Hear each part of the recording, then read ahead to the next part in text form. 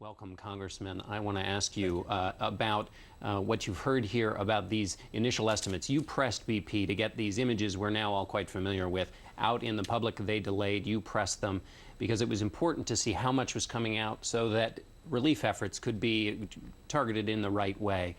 Did BP know about how much oil was coming out at the beginning?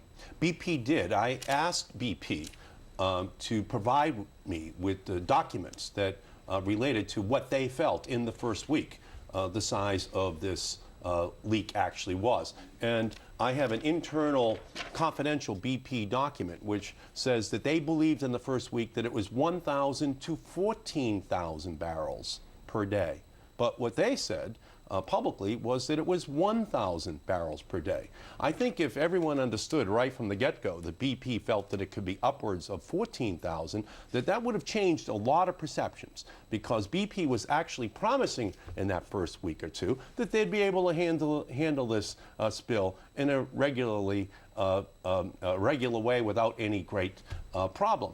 As the magnitude of the problem became clearer, as individual independent scientists were able to do their own evaluation, once this video became public, it was clear, and now the government scientists have confirmed this, that it's somewhere between 12,000 and 19,000 barrels per day. In other words, confirming what BP knew in the first week, that it was 1,000 to 14,000.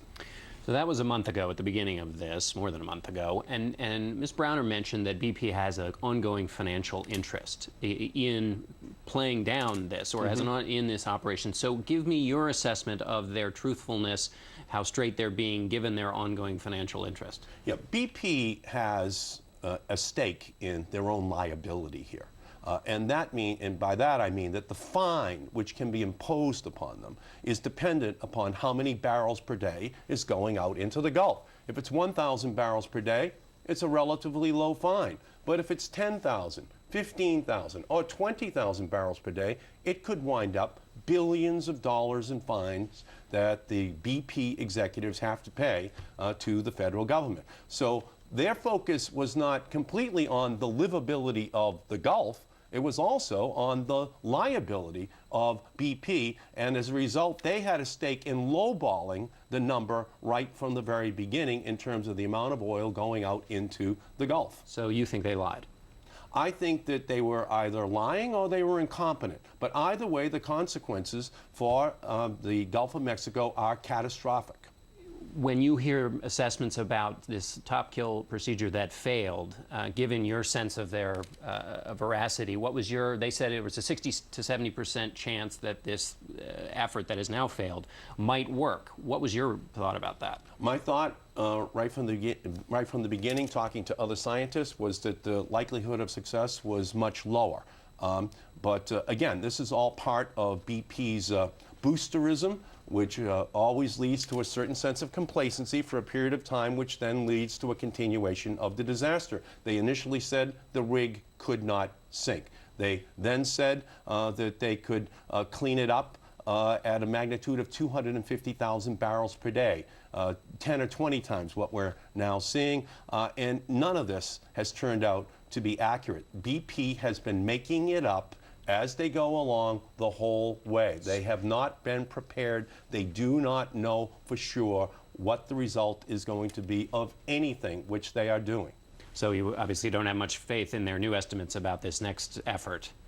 I have no confidence whatsoever in BP. I think that they do not know what they are doing. They started off talking about golf balls going in as a junk shot. People thought that they would be dependent upon MIT or Caltech instead of the PGA and golf balls, and that was in the first couple of weeks. So I don't think that people should really believe what BP is saying in terms of the likelihood of anything that they're doing is going to turn out as they're predicting. Let me get your sense then of an assessment BP and the government seem to share, which is about these relief wells, the last measure that's going to shut this all off in August, maybe. Carol Browner seemed to think that was a pretty good chance that was going to work. What's your then assessment of that? My assessment is that BP only wanted to drill one relief well. But the government, that is the Obama administration, insisted that BP also drill a second relief well.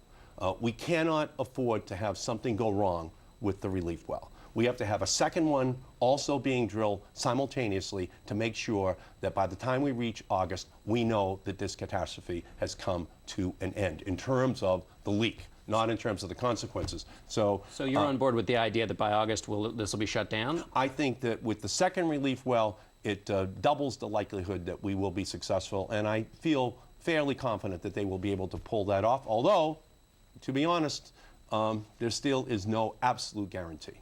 Final question.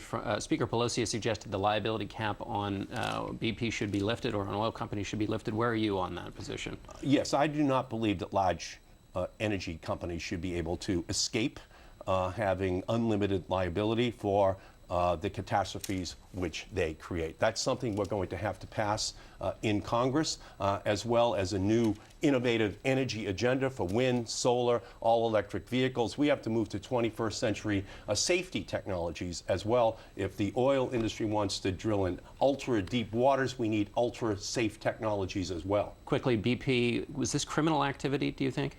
I think that without question, if the word criminal should be used in terms of an environmental crime against our country, that what's going on in the Gulf of Mexico is going to qualify, yes. Okay, Congressman Ed Markey, thank you so much.